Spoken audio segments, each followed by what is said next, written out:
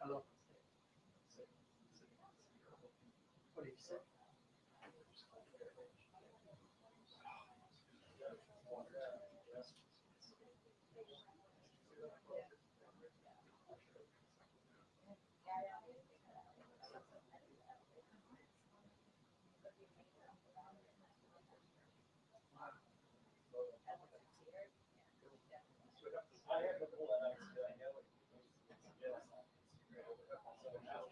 Wow.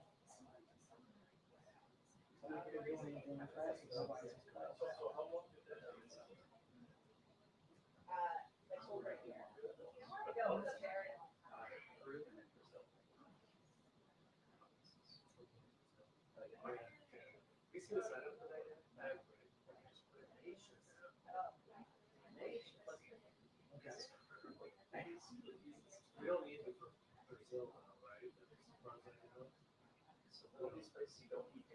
yeah, right.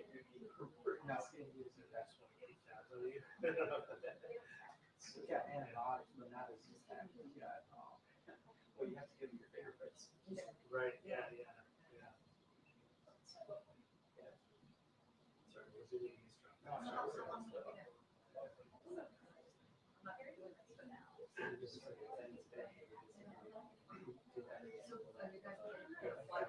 Oh, yeah.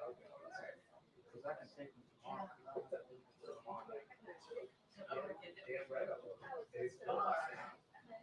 When we're going to Philly. So I'll call now. He hasn't fired him up tomorrow. Yeah, he's straight. He's straight. Yeah.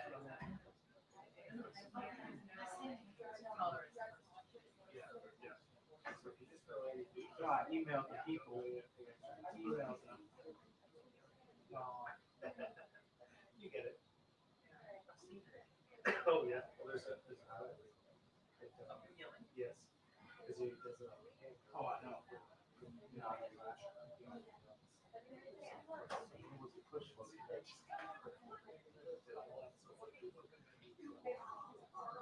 he got what's this?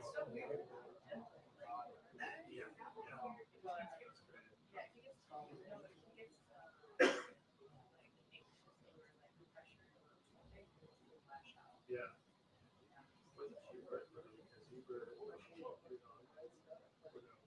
They told me in 48 hours this was supposed to be. It was in 48 hours. It's been 48 hours now. Oh, right. Oh, really? Friday night. Yeah. We're going to see them all the time. I didn't know that. Oh, that's 48 hours. I like their bread. Yeah, it's really good. Yeah. Yeah. It's very helpful. Nice. Yeah. Yeah.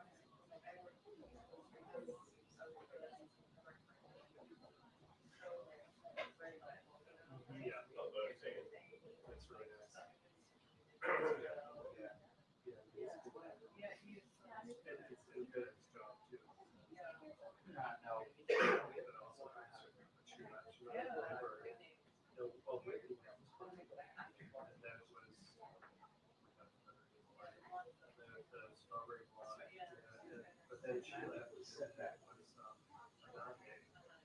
It was amazing. So she just like too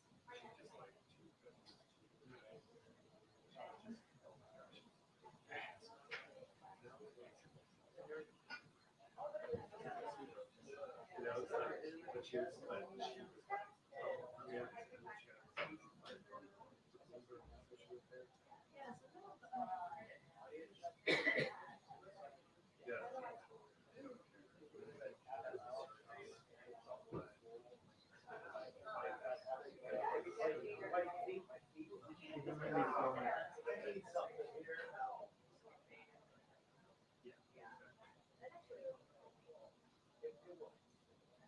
Hello?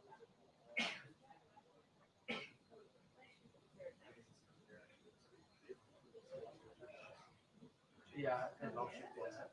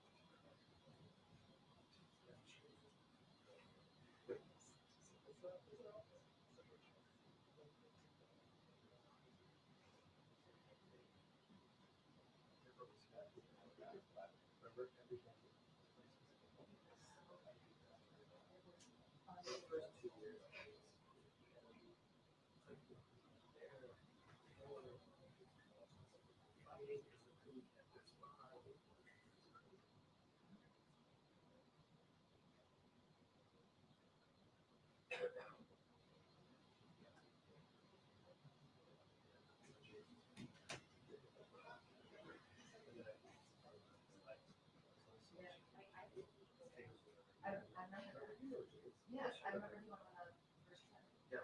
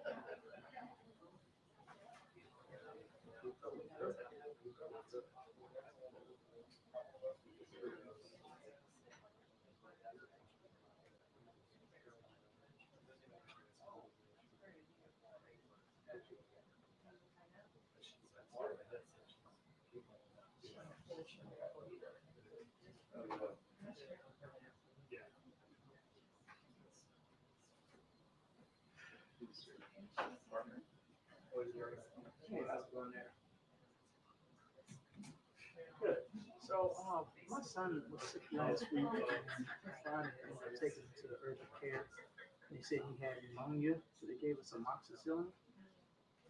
It's been 48 hours. He had gone back to school, but then they're sending him home to get the temperature again. He needs to come in there. He'll 6 o'clock tomorrow.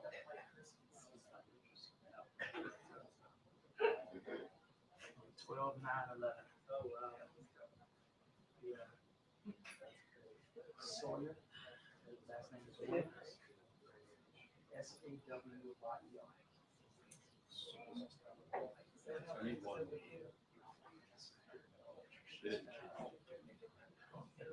You have a second Bishop Salt Court. 301-674-5515. It's SWS06@gmail.com.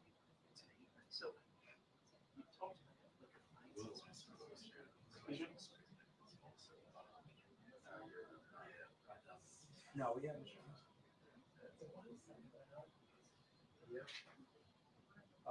Anthony.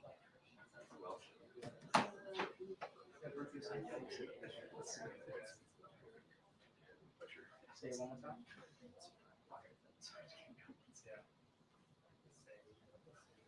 Yeah, that's right. Yeah.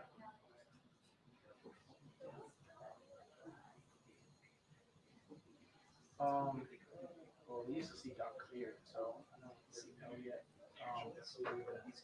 What did he use?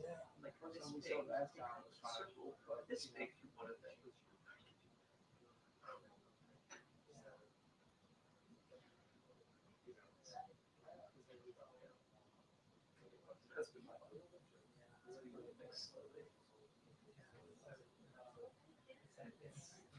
That's yes. So it's been done.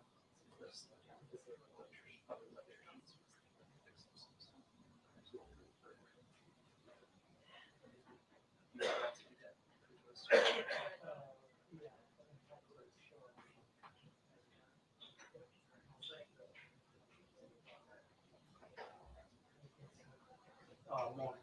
Early as possible. Of course, yeah.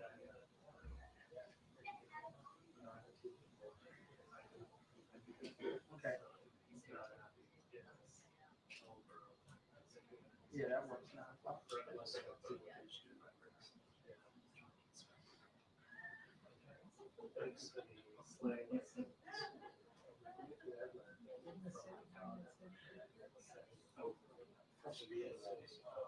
He got a chest X-ray at the urgent care.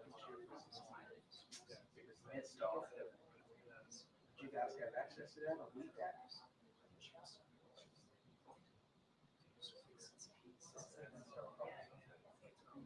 No. I mean, I can try to see if it's in. Well, he doesn't have it. I don't know how to get that, but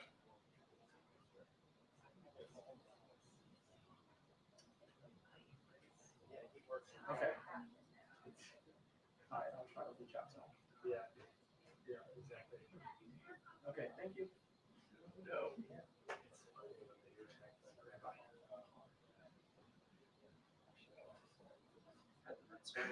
Essentially.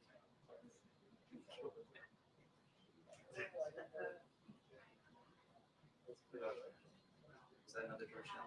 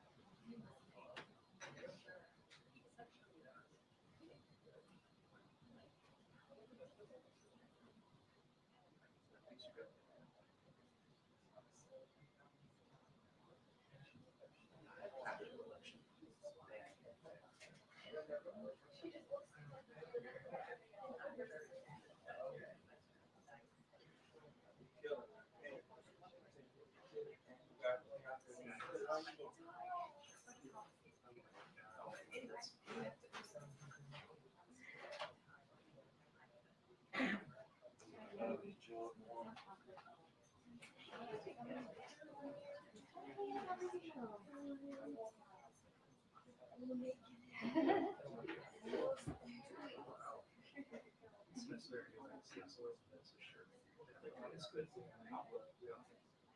They would be like trying to get us.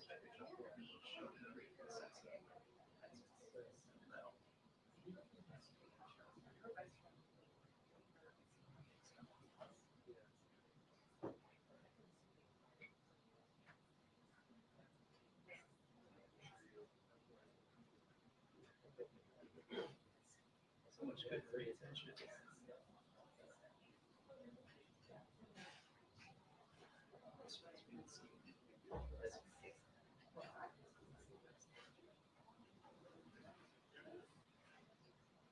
It's just me.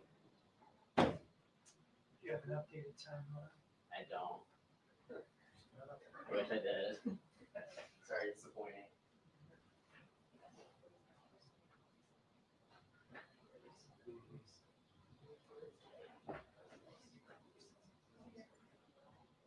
Yeah,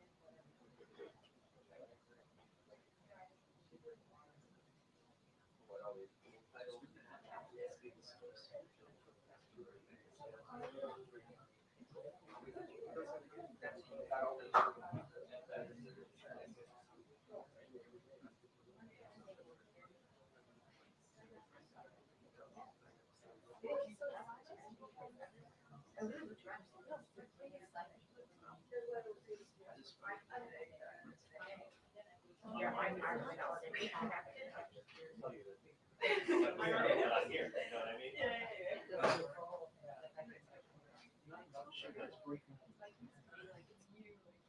No, that's true. I had to switch to my. Had to come back home from school. Wow.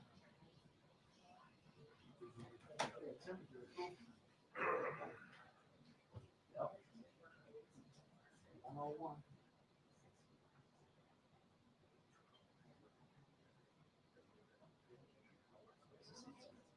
A lot of people are saying they got a Z-pad.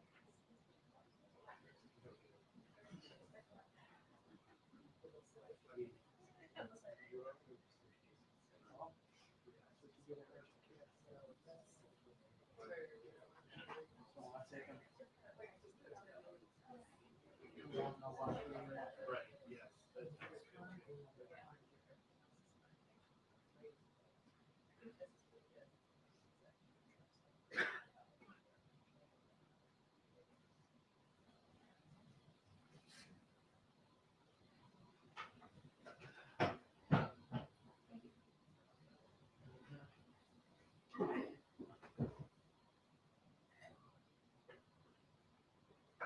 I almost feel like I should call back up the place when I look down and give them a different one.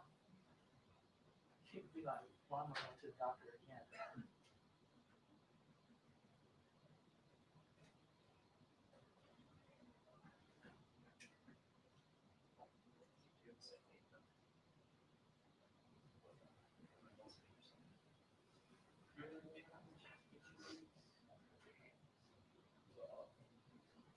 No, he's gonna go to Dr. Peter's. I'm surprised. So that'll be a little bit different.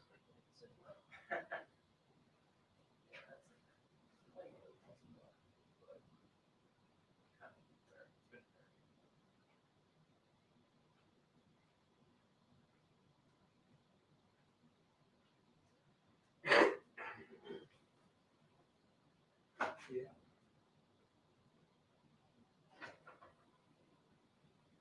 What happened?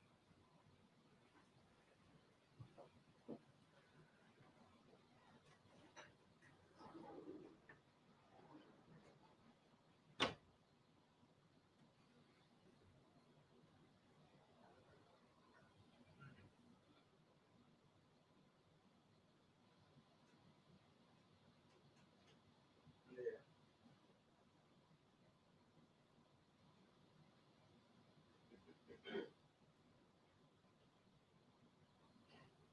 Right. The press briefing will begin in 2 minutes. The press briefing will begin in 2 minutes.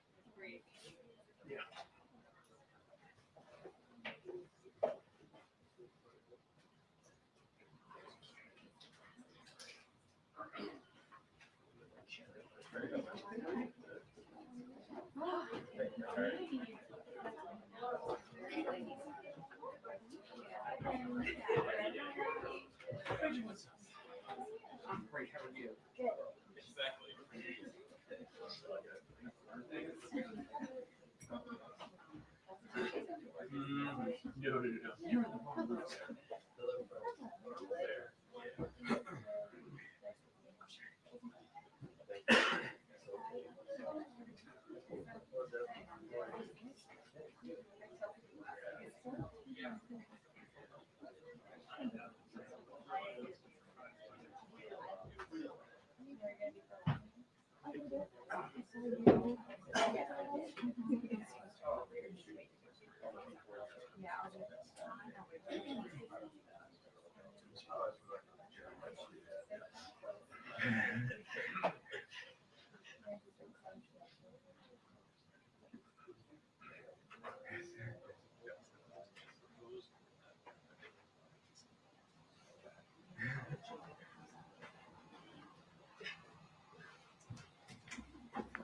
All right, good afternoon, everyone.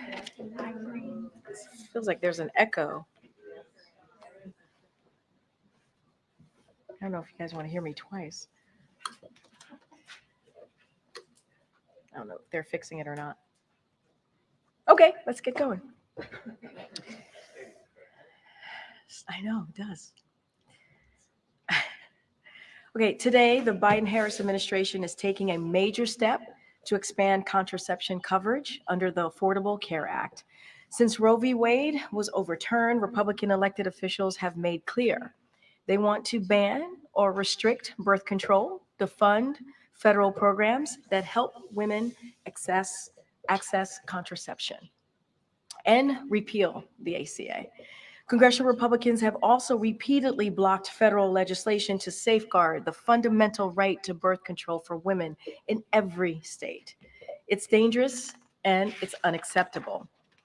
This new action under our administration would help ensure that millions of women with private health insurance can access the contraception they need, including over-the-counter contraception at no cost. At a time when contraception access is under attack, President Biden and Vice President Harris will continue to fight to protect access to reproductive health care and call on Congress to restore the protections of Roe v. Wade into federal law. Now, the president and the vice president their response to the recovery efforts continue to deliver for the people of North Carolina, Florida, and all communities affected by hurricanes Helene and Milton. Over 5,500 federal personnel are deployed to North Carolina and Florida. Today, Administrator Deanne Criswell is in North Carolina with Governor Roy Cooper and state officials to continue surveying damage and ensure that resources continue to make it to the communities and survivors who need them. In total, nearly $2 billion in federal assistance has been approved for those affected by recent storms. In North Carolina, the administration has approved more than $300 million in assistance. This includes over $130 million for nearly 90,000 households. Additionally, FEMA has approved more than $189 million for debris removal and reimbursement of emergency protective measures for the state. And the administration also announced that the government will create a brand new program for assistance impact communities with their recovery and rebuilding efforts. Additionally, 15 disaster recovery centers are operating in impacted areas in North Carolina and have served more than 5,700 visitors, and power has been restored to 99% of impacted North Carolina customers due to thousands of utility personnel working around the clock. All of this is thanks to the leadership of the president, the vice president, FEMA, and other administration leaders, and the many state and local officials who have helped ensure a robust and well-coordinated response and recovery effort. We'll continue to use every tool at our disposal to help these communities respond and recover from these disasters.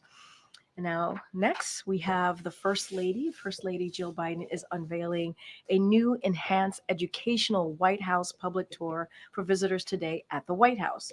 As a classroom teacher for 40 years, Dr. Biden knows that learning has to be engaging and interactive, and that you have to meet students where they are, giving them what they need to spark their curiosity and imagination.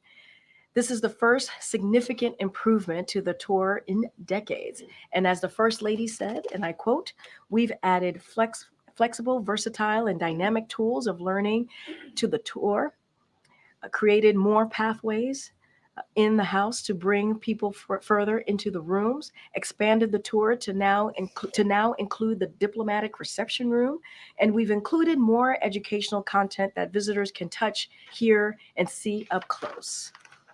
Get on that tour, folks. The First Lady hopes the tour inspires everyone who visits the White House to learn more about our shared history. And on the week ahead, the president will be hitting the road this week to discuss the Biden-Harris administration's work to deliver for the American people. On Tuesday, tomorrow, the president will host a bilateral meeting with Prime Minister Robert Golub of the Republic of Slovenia before heading to Concord, New Hampshire, where he will join Senator Bernie Sanders to discuss the Biden-Harris administration's work to lower costs of prescription drugs. During that event, the president is expected to discuss new data on savings for the first year thanks to the Inflation Reduction Act. He will also make a campaign-related stop while he is in the Granite State. Then the president will travel to Phoenix, Arizona on Thursday and Friday, where he will deliver remarks at the Gila River Indian community and discuss the Biden-Harris administration's record of delivering for tribal communities, including keeping his promise to make this historic visit to Indian country as well. This will be first as president to do this. His first as president to do this. As always, we will be sharing more information as we get closer, certainly to Arizona and tomorrow as well. Okay, Darlene. And Thank you. Apologies, can you clarify one thing? You just said sure. the president, after you were talking about New Hampshire, that he's making a campaign-related stop. Is that in New Hampshire, or were you talking about That's going to be in New Arizona? Hampshire. Yep, the Granite State. He'll be making a campaign-related stop, and certainly the campaign will have more to share on that. And then on the leak of information, classified information about Israel's plans toward Iran, there was a leak of classified information last year in April. A member of the National Guard had posted a bunch of documents and whatnot online. Has the Pentagon and the intelligence community done enough since then to protect? What I can say is certainly we are aware of the reporting. Certainly we are concerned, very concerned by them. Anything about the process and this and how it's being investigated by the U.S. government, I would have to refer you to the IC, the DOJ, and certainly DOD. I'm not going to get into particulars or specifics from here, but we are aware of the reports and we are definitely very concerned about them. Can you speak to any changes the president might have in mind that he might want to see going forward? So I'm not going to get ahead of it. As I just mentioned, the U.S. government is investigating this and through the appropriate authorities. So I'm going to let them move through their process, see exactly what happened.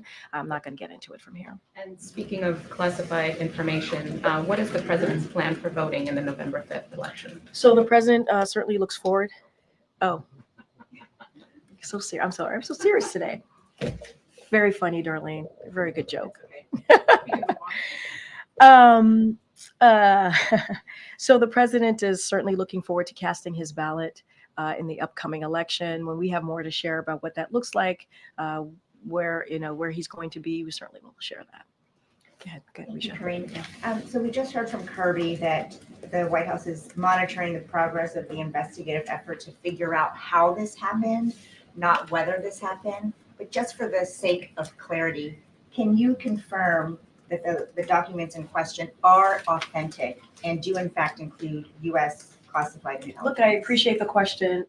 Like I said, we're certainly aware of the reports. We are very concerned. I'm not going to get into specifics. I'm not going to get into details. That's something for DOJ, IC, and DOD to get into it. And certainly they can hopefully answer any questions that you may have on this particular matter. But look, as the reports are out there and what we are hearing, certainly we are very concerned by them. They're being looked into. It's being investigated by the appropriate authorities, by obviously the U.S. government here. And so I'm going to let them speak to it directly. Kirby characterized the concern as stemming from the fact that they were in the public domain.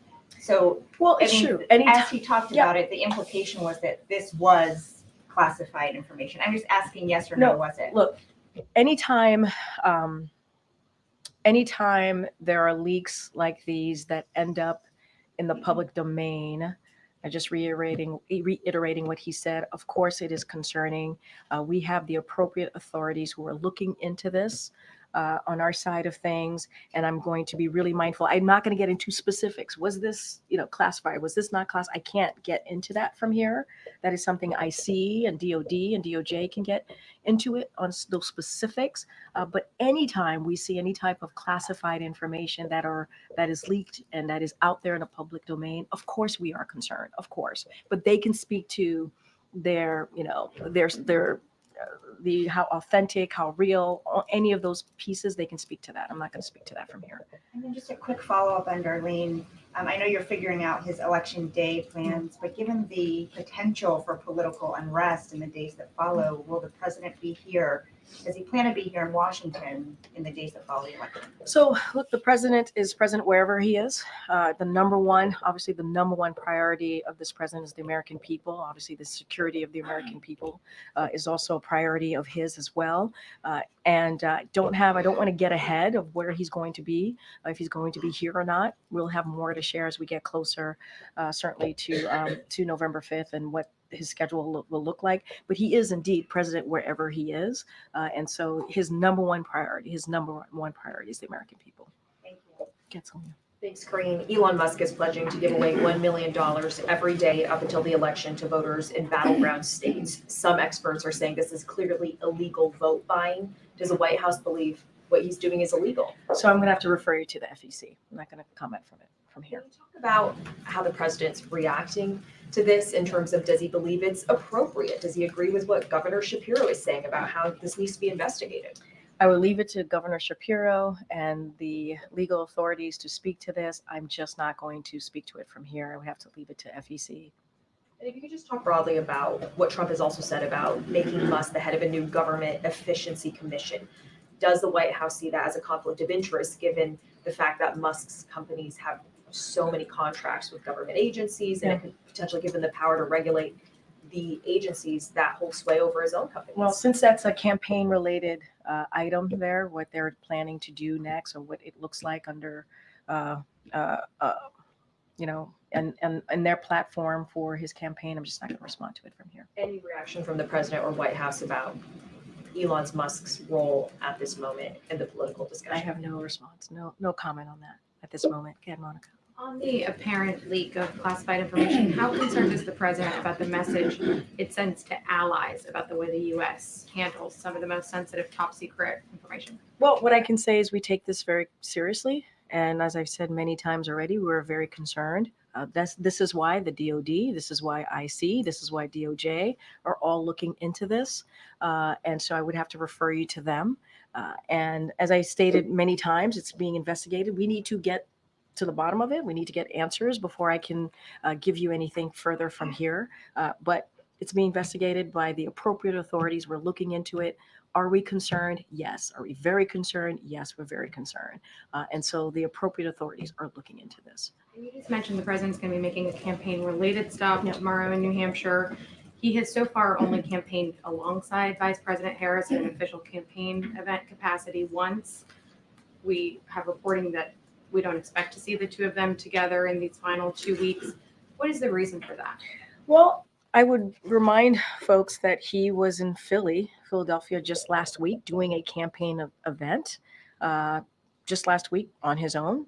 And so would remind folks that he was doing that. There's going to be a campaign related event, as I just mentioned, tomorrow, and there'll be more to come. I think there will be more to come. But we cannot forget what we have seen this past couple of weeks. 2 historic hurricanes, right? Let's not forget that. The president was able to, because of his leadership and what his administration was able to do, we avoided a port strike, right? That's something that he was able to do. And there are just many other obviously pressing issues that are not just here domestically, but around the world. And the president has led on those issues. And so the most important thing that the president believes that his job is to continue to be there for the American people, deliver for the American people. And that's what you have seen him do. Now, he's going to be out there. I would say stay tuned. There's more to come. I just mentioned New Hampshire. There's more to come in the upcoming days, and we'll certainly share that with all of you. Finally, former President Trump is in North Carolina today.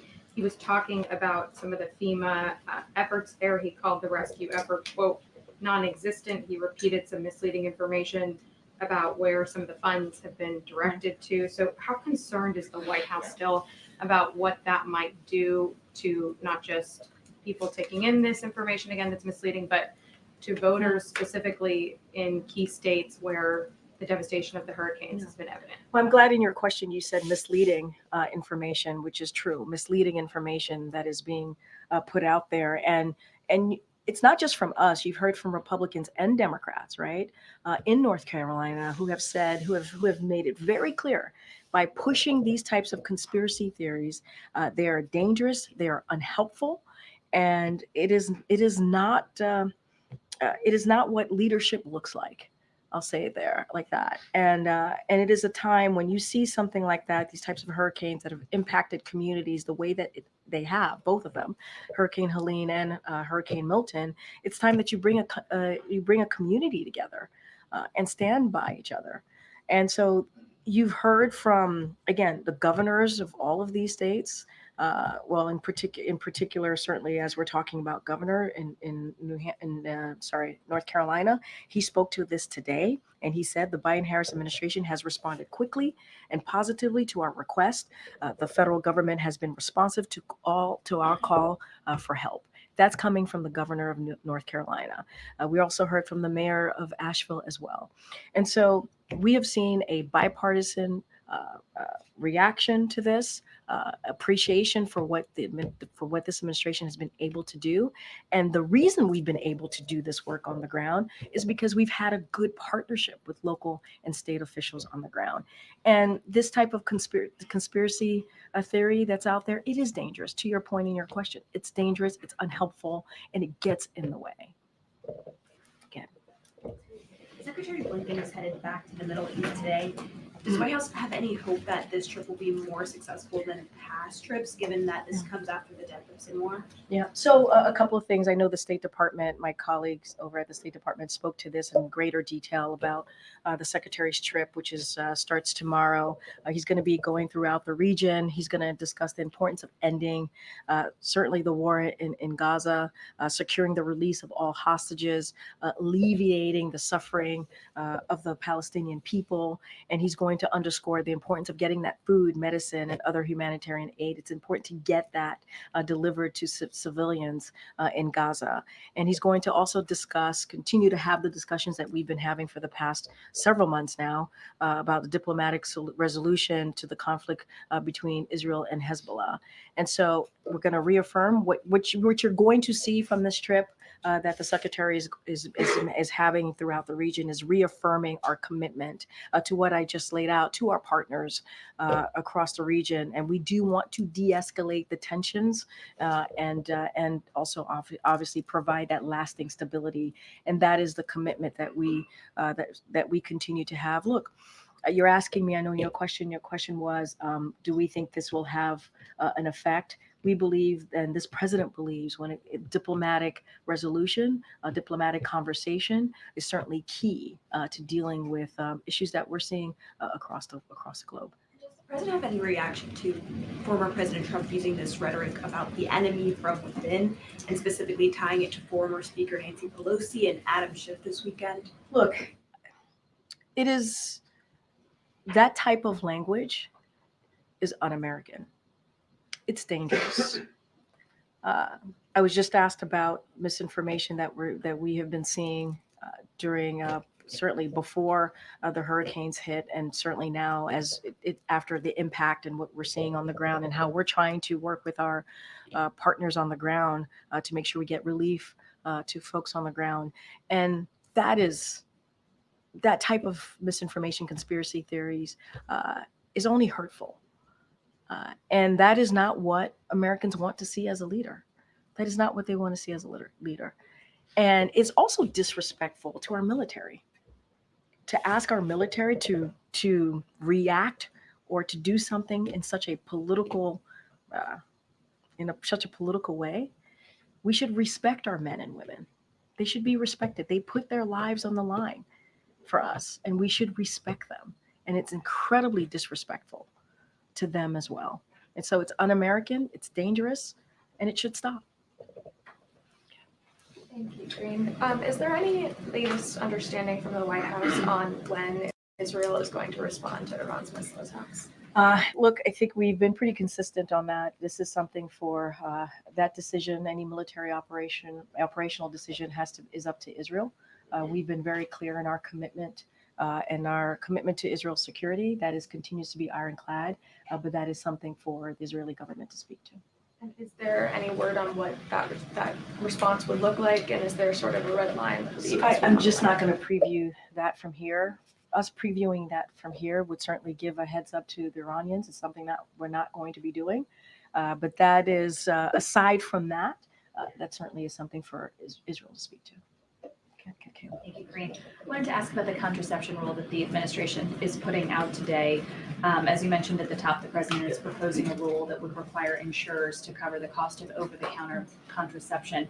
The Congressional Review Act allows lawmakers to overturn federal regulations that are implemented in the final stages of a presidential term. And I'm wondering if the White House believes that this type of rule could withstand that threat, or if you think that anything that happens in these last few months is potentially subject to congressional reversal. So look, that's getting into a hypothetical that I'm just not going to do from here. Look, it's going through a rulemaking process, as you know, from the moment that the president made this announcement.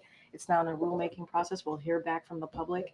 We feel pretty confident this is going to move forward. And the reason why, as I stated at the top, why we're doing this is because of the Dobbs decision. It's because now we have women out there who don't have the protections that they need on their own health care because Roe v. Wade, which was law of the land for almost our constitutional right for almost 50 years, were stripped away. And we have made that commitment from this administration, the Biden-Harris administration, to protect women, to do everything that we can. Now we're expanding ACA. Now we're providing this potential opportunity to give the women opportunity to make those difficult decisions and to have also the availability, obviously, of contraception.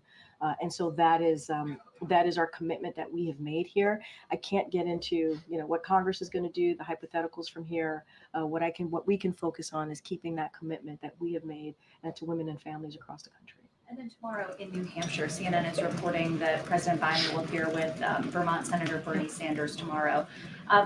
It's an interesting contrast to Vice President Kamala Harris, who today is appearing at a campaign event with Republican Liz Cheney. I'm wondering if you could just talk about the rationale of the presidents to appear with Senator Sanders tomorrow and what message that's meant to send to the party. So look, I think if you think about the commitment that both of them have had, the president and Senator Sanders, you are correct. He is going to be traveling to the Granite State with Senator Sanders, and they have been partners, right? They have been partners on a lot of these issues, including lowering cost for healthcare. We know that this is an issue that's incredibly important to Senator Sanders. So for us, it makes sense. It makes sense to be doing this event together. They have been partners not just on this, but on other important critical needs of the American people. And this is what you're going to see. I cannot speak for the vice president's campaign. She's doing what she needs to do. I'm going to let her campaign speak to that. The president is going to continue to go into states and have really important conversation. And let's not forget the Inflation Reduction Act was incredibly historic in lowering costs in healthcare, was important in one of the most historic pieces of legislation to deal with climate change. There's a lot there that we believe that the American people need to continue to hear from him. And he's going to have Senator Sanders, which he really looks forward to being in the state with him on that issue. Would you say that it's accurate, as some strategists have argued, that this is an effort by President Biden to embrace the more progressive flank while Vice President Harris tacks to the center in these final days? What the president is doing is going out there, speaking directly to the American people and talking about how he's delivering for them, how the Biden-Harris is delivering for them, whether it's lowering costs, climate change, powering up an economy, continuing to move that economy forward. That's what you're seeing from this president, and he's not going to shy away from it. Great, thanks. Zooming out from this breach, which I know that you're not going to discuss the specifics of, but you've had over the last week private correspondence between the secretaries of state and the Pentagon, to Israel, this Air National Guard leak from a year ago on Discord, the investigation into Rob Malley. Is there a problem safeguarding sensitive information? What I will say is the president continues to have complete confidence in his in the agencies, right? Whether it's DOD, IC, or DOJ, and he has complete confidence in them. There is this is being looked into, investigation being done by the appropriate parties, and I'm not going to get into it. Are we concerned? We are very concerned. We are. We've been very clear about that, and it's being looked into, and so I'm not going to go beyond that. Since the Discord leak, has the administration, or what has the administration done to further safeguard national secrets? I'm not going to get into any specifics on that as it relates to this particular moment of what we're seeing with the reports out there. It's being looked into. We are very concerned. DOD, IC, DOJ can speak to this particular incident more broadly, these reports. I just don't have anything else to share beyond And that. do you know yet if it's a leak or a hack? Again, this is why I'm referring you to IC, DOD, DOJ. They can speak more to this, and I would leave it to them. Sarah. Thanks, Karine. While the president was in Germany, did the issue of authorizing Ukraine's use of long-range missiles deeper inside Russia come up during his bilateral meetings with the Germans or his meeting with the European Quad, particularly given the approval that some NATO allies have provided? Did they urge him to provide support for this? I'm not going to get into beyond what we've been able to share on the readouts. What I can say is that policy has not changed. And we said that. We said that I remember saying this at this podium before the president left to go to Berlin, Germany just last week, and said our policy stance on that hasn't changed and it wasn't going to change, and don't expect any announcements. So it still stays the same. I don't have anything to share beyond that, beyond what we've shared in readouts. And then on a different topic, there's a report that Israel gave the U.S. a document outlining its conditions for a diplomatic solution to end the war in Lebanon and allow people to return to their homes on both sides of the border. Can you confirm this? What I can say is that many times we get certainly views from the Israeli government. We get their views on things, and certainly the back and forth. I've said many times that we have regular conversation with our counterparts in the Israeli government, but I'm not going to get into diplomatic or private conversations from here. So this administration has warned Israel that it could lose access to some U.S. weapon fundings if it doesn't produce a dramatic increase in humanitarian aid coming into Gaza. Have you seen so far any dramatic improvement in the delivering of aid? So here's what I'll say to that. We are working to surge humanitarian assistance into Gaza. So just a couple of things just to update all of you. Over the weekend, we welcomed the airdrop by the UAE of food parcels into central Gaza.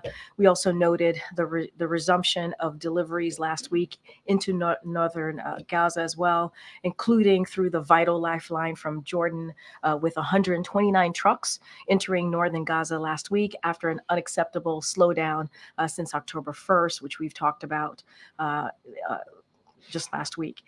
That number must further increase over the coming week, and we are grateful for Jordan's leadership in organizing these deliveries.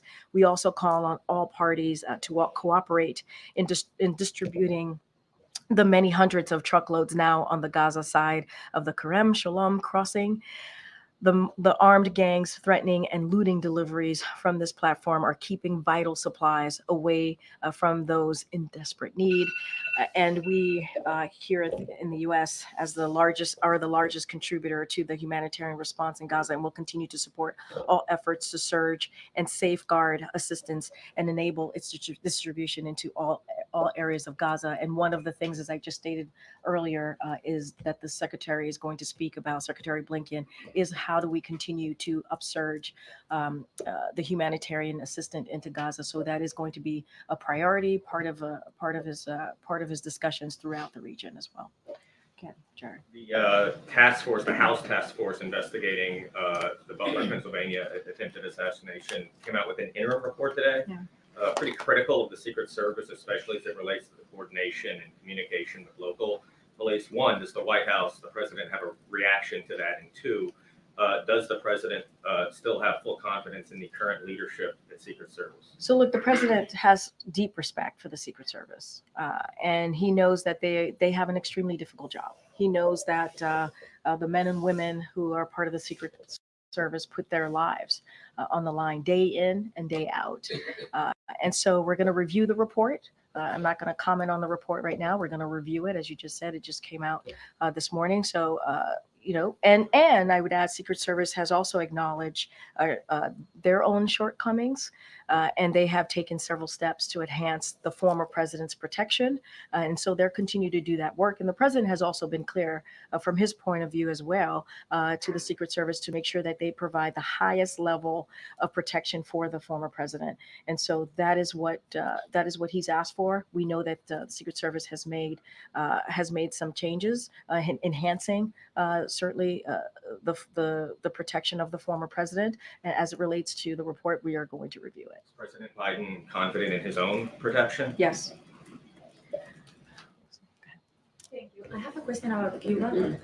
There have been multiple power outages in the island in recent days. So I was wondering, is the White House monitoring the situation, particularly for signs of unrest? Thank you. So we are closely monitoring the blackouts on the island, and so we are concerned about the potential humanitarian impacts on the Cuban people. And so, bless you. And like we have seen over the past few years, Cuba's economic conditions stemming from long-term mismanagement of its economic policy and resources has certainly increased the hardship of the people in Cuba.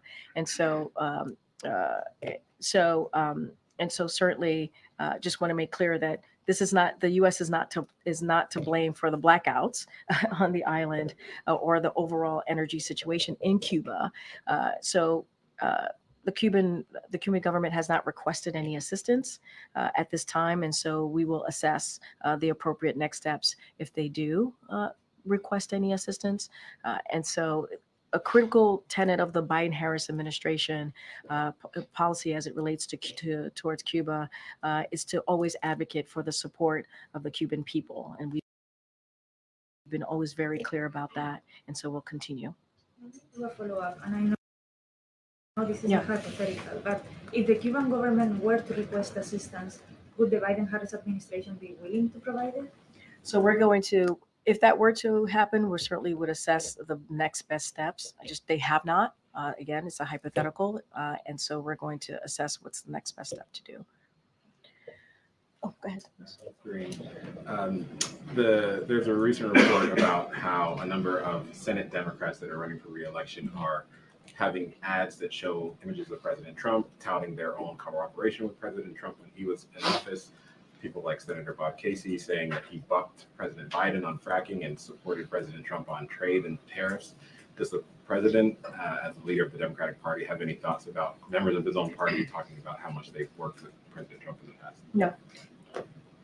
You all have talked about the former president as a threat to democracy, talked about how much danger he would be if elected once again. The fact that other Senate Democrats aren't having that same message, is that concerning at all? Look, I'm not going to speak to each individual campaign and what they're doing in their campaign. That's a political, certainly a political campaign and a political reaction to whatever they need to do on the ground. So I'm not going to speak to that. The president stands by his comments, his fight for democracy. He stands by what he saw on January 6th.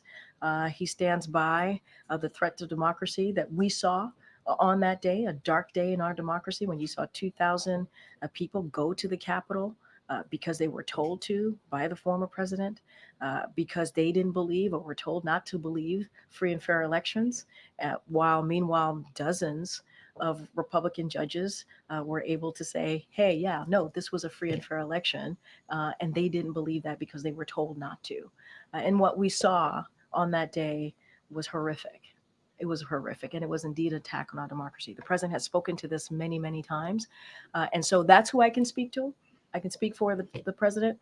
I'm not going to speak for other senators and how they decide to move forward with their campaign. Go ahead, in the back. Thank you.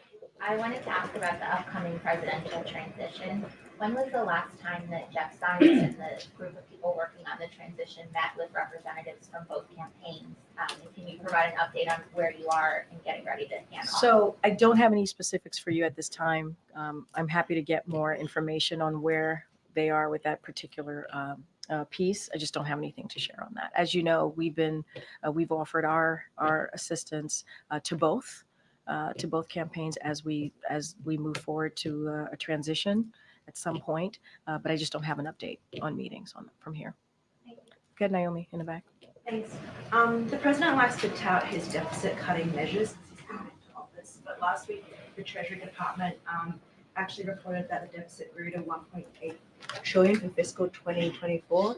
What's the White House's response to that data? Well, that's why we've done the work that we have done, especially moving forward with this historic piece of legislation that speaks about how we're going to deal with the deficit, right? When we signed, the president signed, for example, last year, the $1 trillion debt deal that would cut the deficit by $1 trillion. You saw that in other pieces of legislation that he was able to sign and pass through. And that's why we have shown our commitment to dealing with the deficit. And what we're also seeing is what the former administration did. The former administration passed tax cuts for billionaires and corporations that had led to where we are currently with this deficit. And so the president has done the work and will continue to do the work to try and deal with, as you just laid out, the deficit that we're seeing.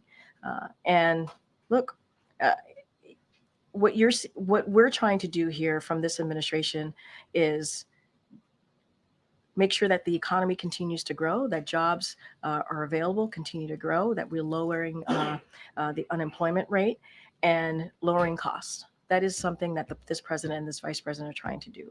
Meanwhile, Republicans are doing the opposite.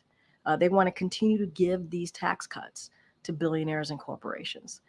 They want to make it harder for middle-class families.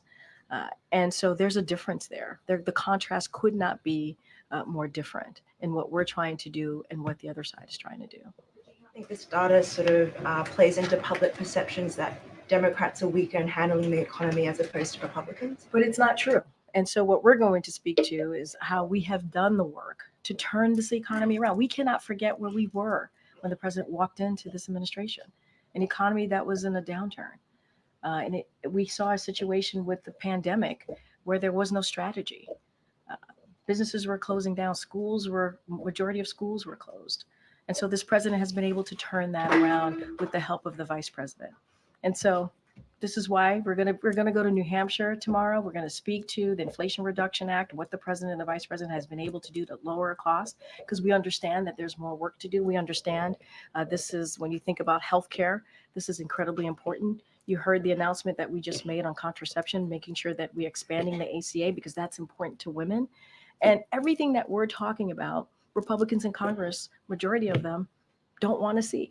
They're on the other side of what we're trying to do. And so, look, we understand there's more work to do, and we're going to continue to push forward. Okay, John. Thanks a lot, Karine. I wanted to ask you about the vice president and the difficult position that she's in the sense that she's running for president and she is currently vice president. And it's difficult, we've seen in interview after interview, for her to separate herself in terms of public positions from President Biden.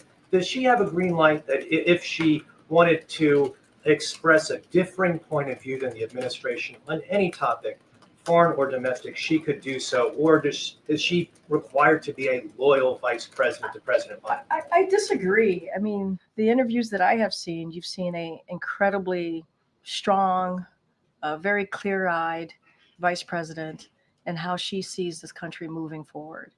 And saying that, she has been indeed a partner with this president and these successes that we have seen from this administration. And I would also note, now this is to the rest of your question, just last week in Philadelphia, the president spoke to you, asking about loyalty, about her cutting her own path. He talked about that. He talked about how, every president has to cut their own path. He talked about how he was loyal to Barack Obama, but then as a president, he was able to cut his own path forward. And so that's what Kamala's going to do. This is in his own words, what he wants to see the vice president do. And he sees her as being someone who has been loyal, just like he was loyal to Barack Obama, but she is going to certainly cut her own path. And so that's what we're seeing from this vice president. And he's very proud to have seen her move forward in her campaign. And, I think what you're seeing is a strong leader, someone who he understood and knew that she would be able to lead on day one. You say you disagree with the premise of my question. Yeah, well, Can not I the just ask you premise something of the about question, that? but May I you saying ask you that. something about Well, that? no, you just said that I disagree with you. But I clear. just want to Yep, clarify. Go ahead. Thank you, Yeah, Karine. yeah. Can you think of any issue, foreign policy or domestic policy, in which the vice president has a differing point of view than the president? Any daylight between them. Here's what I will say. I will say that they've been critical partners, as I've said many times, and it is true. You've heard that from both of them. And they're partners in the way that this administration has moved forward on many issues, and the issues that they've had to really answer to the American people, because that's what they both care about, is making sure that we deliver for the American people. The question, as I heard it, not this second go around, the first go around, the way that you asked the question was, she has been having a difficulty, if you will, in answering that question. And I have said to you, and I was saying to you, I have not seen that. I've seen a vice president who is running for president, obviously, who has showed strength, leadership, and that's what this president has seen as well. He has said this, and cares about the American people.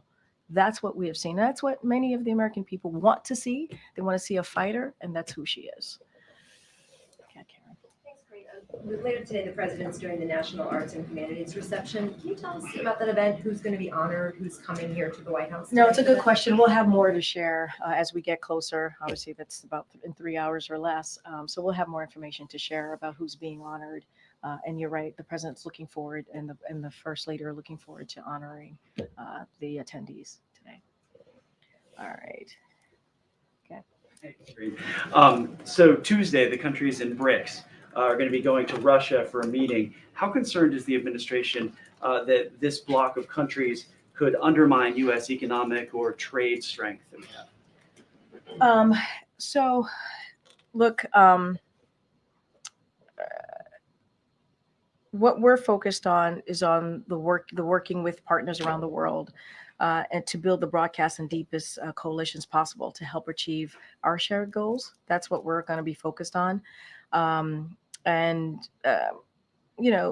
We're not looking at BRICS as an evolving into some kind of geopolitical rival. That's not how we look at it, to the United States or anyone else. And so we're going to continue to work with our relationships, our partnerships, whether it's with Brazil, India, South Africa. And so we're going to continue to manage certainly those relationships and with China, for example. And so that's going to be our focus right now. One of the newest members of BRICS is the United Arab Emirates. And on September 23rd, the administration signed a deal with them to develop new AI technologies. How concerned then is the Biden administration that what we give to the UAE will then end up in Russia, China, or Iran's hands through the BRICS agreements? So we've worked extensively with UAE on advanced technology. That is something that we have done, and we've done that for the last 2 years. And so that partnering is moving forward. And we believe it's moving forward in the right direction. So we recognize, and this is why the president did took an executive action on AI. We recognize the potential good right, of AI, and look forward to certainly furthering that and solidifying our collaboration in AI as we try to build the safeguards and protections. Again, that's why we did the EO and executive action on it. But the transfer of technology, I'm concerned about through the BRICS agreement that the transfer of technology will happen. So look, again, we've worked extensively, really, truly extensively with the UAE, and I think where we're headed, the movement, how we're moving forward, is in a good place. And so this is a conversation that we've had over the last 2 years. And so we're going to continue to have those conversations. We're going to continue to work through this. And so we believe it's moving in the right direction. All right. Thanks, everybody. Thanks, everyone. Thanks, Karine.